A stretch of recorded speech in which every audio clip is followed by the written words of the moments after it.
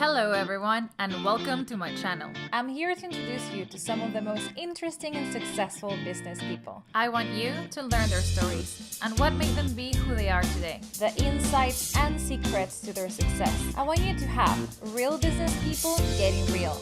In this series I call The Real Business Superpowers. Hi everyone, welcome to my channel. We're going to be interviewing Sandra Benbow. She's here to talk to us a bit about what she does and the nitty-gritty of business.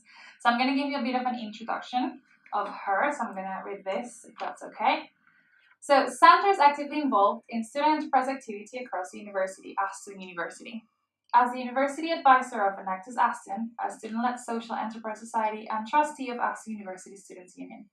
Sandra Benbow is passionate about enterprise, education, and has 5 years experience in supporting startups on the BC program.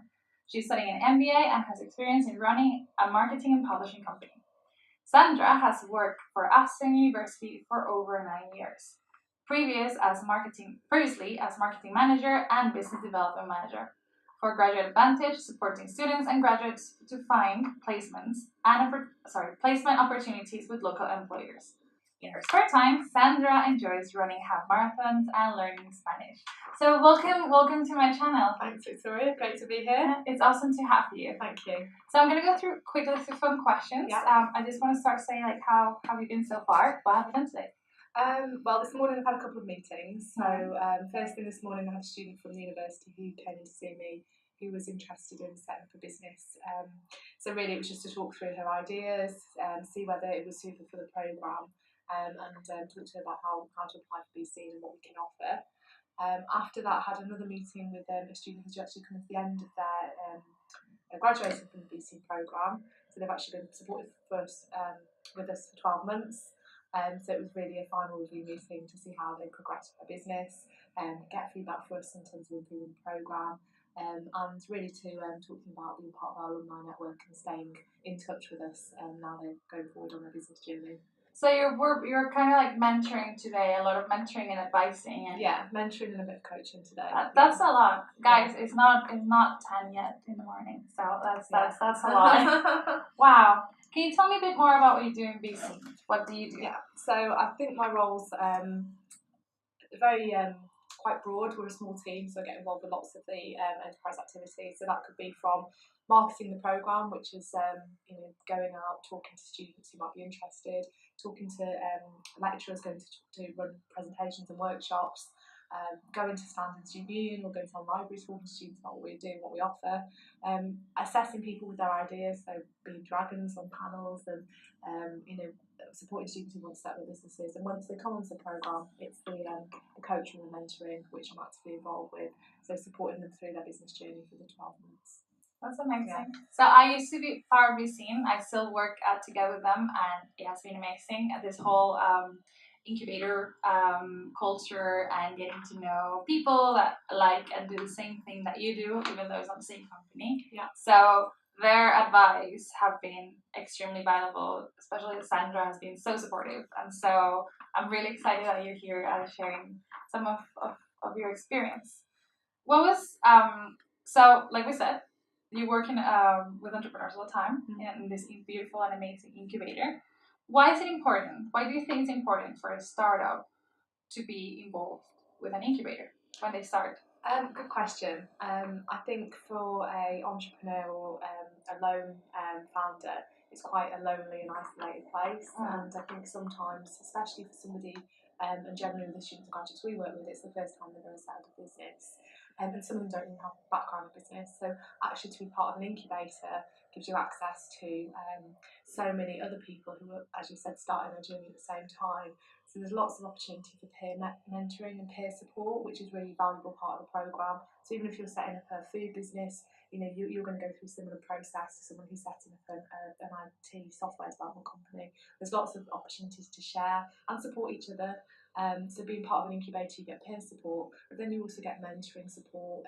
You get access to lots of resources and opportunities. And we offer a small grant with our programme, and also just to have a physical space to work from and a professional space to work from is a real benefit of coming on to a programme like BC. Yeah. So it is something that you recommend for if you're a startup. It's something that you definitely recommend if you have an idea, you want to start a company, to join Definitely, some sort of incubator yeah, program. because I think it's really difficult when you're founder of a business, you're expected to have expertise in every area of your business, and that is very unlikely. So actually joining an incubator, you can get access to someone who might know about marketing, someone who can give you support in terms of finance.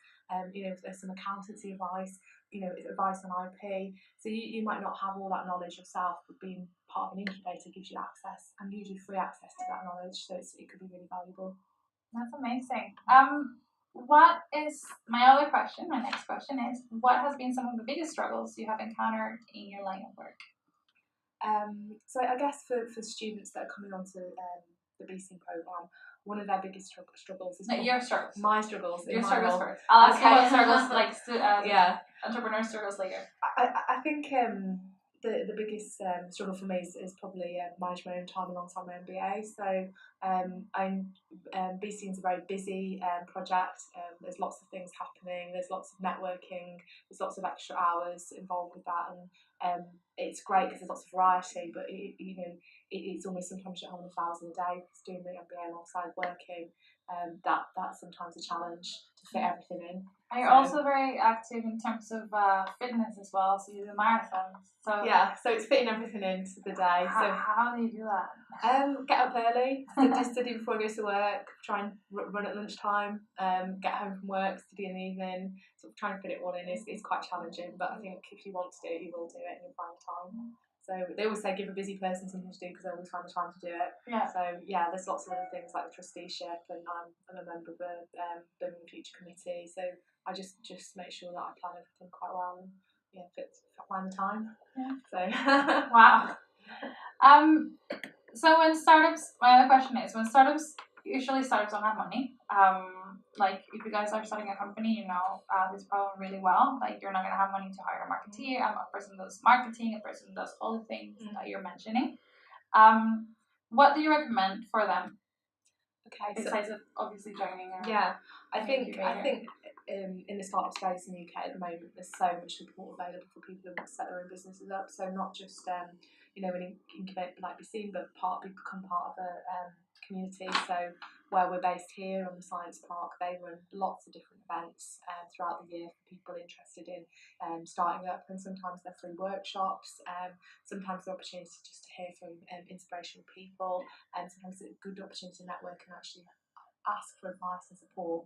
So get involved with the ecosystem around you, and also people are quite happy to offer a mentor. There's a real around BC and other startup programs. There's a real sort of willingness to support. So don't be afraid to ask for help, because a lot of the time people know you're starting out and you're on that really early stage where they've been themselves, so they understand how hard and difficult it can be. So people are very willing to give back. So just ask, and the worst thing that can happen is they say no. Yeah, that's true. And what do you think is their biggest struggles as startups? I think for us with the students graduates, part of it is time management, because they're running the business alongside the degree, or so they're only being able to commit part-time hours to it. So that's a struggle. And I think finance is always a struggle as well. So when you're starting out and you have no proven track record, it's very difficult to raise finance. So trying to bootstrap, trying to almost you offer your services to someone. For example, you might be good at marketing, someone else might be good at graphic design, you swap and you can help each other out that way. So find ways of bootstrapping and doing things as lean as possible.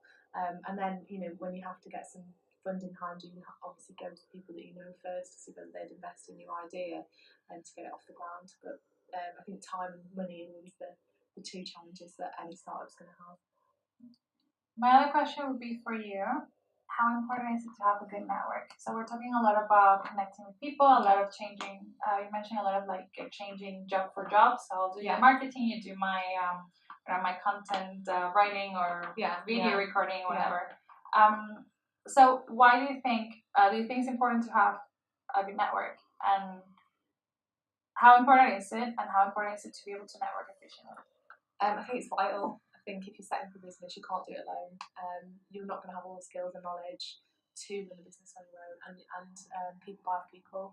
So if you don't have a good network around you, you will really be at a disadvantage. So, and I say people are always, very often willing to help for free initially. So I think you won't really develop and be able to move forward with your business if you don't have a good strong network around you for support, for sharing ideas, for advice and guidance. And also your network will become your customer base or your supplier base, the people you're going to collaborate with. So those people are really important. So I think it's important to network effectively, but also think about networking as being a reciprocal relationship.